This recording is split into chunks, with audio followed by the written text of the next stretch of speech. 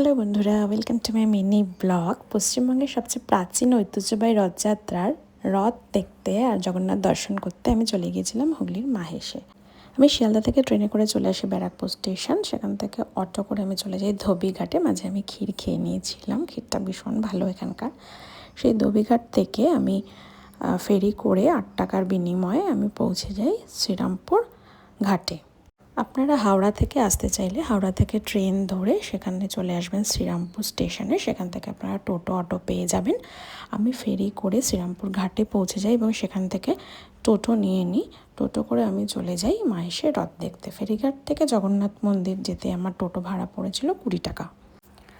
জগন্নাথ দেব এখন তার মাসির বাড়িতে রয়েছেন। সেখানে গিয়ে আমি জগন্নাথ দেব, বলভদ্র এবং সুভদ্রা মাতার দর্শন করে নিলাম। তারপরে আমি ওখান থেকে চলে গেলাম মেলা দর্শন করতে। এর মাঝখানে আমি বলে রাখি, এখানে সবাই এসে মাসির বাড়িতে জগন্নাথ দেবের পুজো দিচ্ছেন। প্রচুর লাইন ছিল, লাইন দিয়ে আপনারা পুজো দিতে পারেন।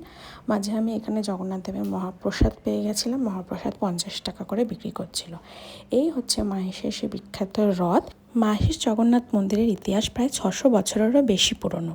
প্রচলিত বিশ্বাস অনুযায়ী 1400 শতকে সাধক ধ্রুবানন্দ ব্রহ্মচারী পুরী থেকে শ্রী জগন্নাথ দেবের বিগ্রহ এনে মাহেশ প্রতিষ্ঠা করেন। এরপর থেকেই প্রতি বছর আষাঢ় মাসে এখানে মহাসমারোহে রথযাত্রা অনুষ্ঠিত হয়ে এসেছে।